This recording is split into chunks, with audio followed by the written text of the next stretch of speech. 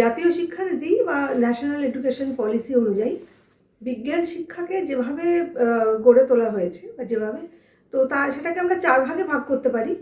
যেমন বিদ্যালয় বা স্কুল পর্যায়, অর্থাৎ পঞ্চম শ্রেণী থেকে দশম শ্রেণী পর্যন্ত, এবং তারপরে একটা কলেজ পর্যায়, বিশ্ববিদ্যালয় পর্যায় এবং গবেষণা পর্যায়।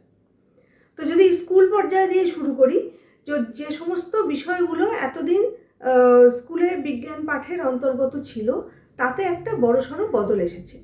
অনেকগুলো বিষয় বাদ গেছে এবং অনেকগুলো কিছু কিছু বিষয় অন্তর্ভুক্ত হয়েছে।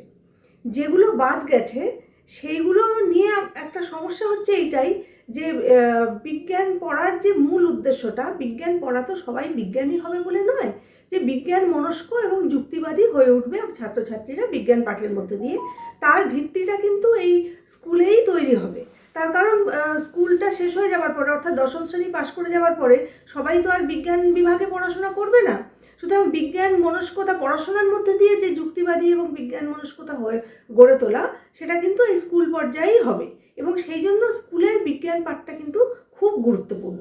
সেখানে এমন এমন জিনিস বাদ চলে যাচ্ছে এই জাতীয় শিক্ষা নীতি অনুযায়ী, যেগুলো কিন্তু এই আমাদের প্রশ্ন করতে শেখার যে প্রবণতাটা, যেটা আমাদের যুক্তিবাদী হয়ে উঠতে সাহায্য করে, সেই জিনিসটার মূলে আঘাত করছে। যেমন অনেকেই আর জানেন যে দুটো খুব গুরুত্বপূর্ণ জিনিস বাদ গেছে। তার একটা হচ্ছে যে চার্লস ডারউইনের যে অভিব্যক্তির যে তত্ত্বটা, সেইটা, এবং পর্যায় সারণী, মেন্ডেলিভের পর্যায় সারণী। এই দুটো মোটামুটি একটু উঁচু পর্যায়, মানে সপ্তম অষ্টম শ্রেণী থেকে আমরা স্কুলে বিভিন্ন ধাপে ধাপে এগুলো পড়ি, তো সেই মানে পড়তাম আর কি। তো সেইগুলো পড়াটা গুরুত্বপূর্ণ এই জন্য যে কি করে একটা জীবজগতের উদ্বর্তনটা কিভাবে হয়েছে, মানুষ যে একদিনে জন্মায়নি, বা মানুষ যে নানা রকম বিবর্তনের মধ্য দিয়ে এসেছে, এবং সেই বিবর্তন যে একটা বলা যেতে পারে যে মানে একটা সতত পদ্ধতি, অর্থাৎ সেটা সবসময় চলছে, একটা চলমান পদ্ধতি, যে বিবর্তনের কোনো শেষ নেই। এবং এই জিনিসটা এক সময় যখন ডারউইনের এই তত্ত্বটা এসেছিল, তখন সেটা তখনকার যে ধর্মীয় পরিমণ্ডল, অর্থাৎ চার্চের যে ধর্মীয় পরিমণ্ডল, সেটা তার মূলে প্রচণ্ডভাবে আঘাত করেছিল, যার জন্য পরবর্তীকালেও চার্চ চিরদিন এই ডারউইনের তত্ত্বের বিরোধিতা করেছে। কিন্তু তারপরে আস্তে আস্তে এটাও একটা উদ্বর্তন, যে এই তত্ত্বটা এতটাই নিজেকে প্রমাণ করেছে সময়ের সঙ্গে সঙ্গে, যার জন্য এখন আর কেউ এই তত্ত্বের বিরুদ্ধে বলে না। কিন্তু এই তত্ত্বটা শুধু একটা তত্ত্ব নয়, এটা একটা ইতিহাস, এবং এটা হচ্ছে কি, কেন, কিভাবে এই এই ধারণার মধ্য দিয়ে যে বিজ্ঞান মনস্ক হয়ে ওঠা, এটা তার একটা আমরা যেটাকে বলতে পারি তার একটা ট্রেনিং, যে এই তত্ত্বগুলোর মধ্য দিয়ে আমরা শিখি যে কিভাবে একটা জিনিসের পরিবর্তন হচ্ছে। বিজ্ঞান তো আলাদা করে কোনো জিনিস নয়। বিজ্ঞান মানে সতত সঞ্চরণশীল একটা বিষয়, অর্থাৎ সমস্ত কিছুর মধ্য দিয়ে যে কারণ, কেন ঘটছে, কি করে ঘটছে, সেই কারণ এবং সেই কারণের যে অনুসন্ধান, সেটাই হচ্ছে বিজ্ঞান মনস্কতা।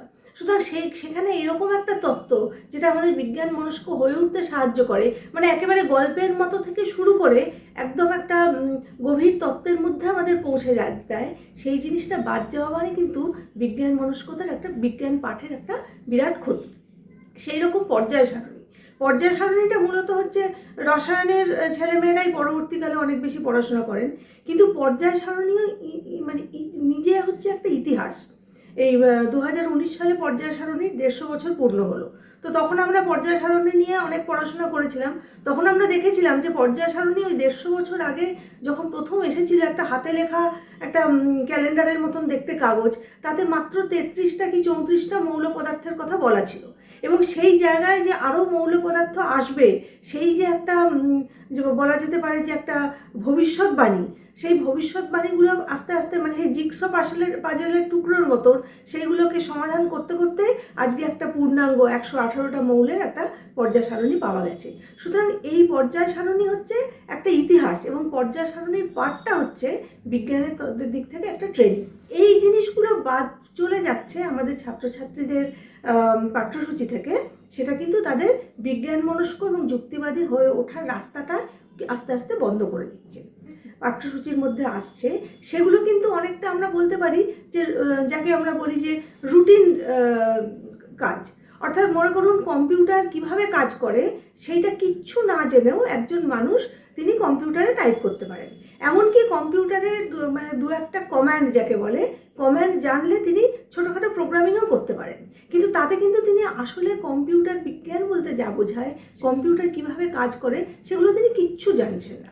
অর্থাৎ এইটাকে আমরা বলতে পারি একটা আবার ওই একটা ট্রেনিংয়ের মতো। কিন্তু সেই কম্পিউটার একটা অত্যন্ত গুরুত্বপূর্ণ জিনিস, কম্পিউটার চালাতে শেখা একটা অত্যন্ত গুরুত্বপূর্ণ জিনিস। কিন্তু সেই কম্পিউটার চালাতে যে কোনো বয়সে মানে 1.5-2 মাস সময় নিয়ে একজন একটা কম্পিউটারের সামনে বসলে, এমনকি কিচ্ছু না জেনেও একটা কম্পিউটারের সামনে বসলে তিনি আস্তে আস্তে কম্পিউটার কী করে চালাতে হয় শিখে যাবেন। সুতরাং কম্পিউটার চালানো শিখতে গিয়ে যদি আমাকে তাত্ত্বিক বিজ্ঞানের কিছু কিছু জিনিস যেগুলো আমাকে যুক্তিবাদী হয়ে উঠতে সাহায্য করবে সেগুলোতে বাদ দিতে হয়, তাহলে আমি বলবো সেটা কিন্তু ক্ষতি। ন্যাশনাল এডুকেশন পলিসি যখন প্রথমে এটা যখন চালু হলো, তখন এই জিনিসগুলো যারা বিজ্ঞান শিক্ষক এবং যারা বিজ্ঞান মনস্কতার দিকে জোর দেন, মনে করেন যে এটা খুব ইম্পর্টেন্ট, তারা কিন্তু প্রথম থেকে এই জিনিসটা কে বারবার এই বিষয়ে তুলে ধরেছেন। আমি নিজেও অনেকবার এগুলো নিয়ে লেখালেখি করেছি এবং এই যে মানে জনগণের শিক্ষানীতি অর্থাৎ পিপলস এডুকেশন পলিসি যেটা নিয়ে আমরা এখন কথা বলছিলাম, যেটার খসড়াটা তৈরি হচ্ছে, সেখানে কিন্তু এই বিষয়গুলো ধরে ধরে উল্লেখ করা আছে। আমার কাছে এই মুহূর্তে পাতার নম্বরগুলো খেয়াল নেই, কিন্তু বিভিন্ন জায়গায় কিন্তু জাতীয় শিক্ষানীতির বর্তমান যা অবস্থা এবং জনগণের শিক্ষানীতি অর্থাৎ যেটা খসড়া করা হয়েছে সেগুলোকে একেবারে ছকের মতন করে দেখানো আছে যে এই এই এই পরিবর্তনগুলো এসেছে এবং এই পরিবর্তনগুলো দরকার ছিল। সুতরাং সেদিক থেকে আমি বলবো যে এই জনগণের শিক্ষানীতিটা কিন্তু এই সমস্ত বিষয়গুলোকে খুব ভালোভাবে তুলে ধরেছে।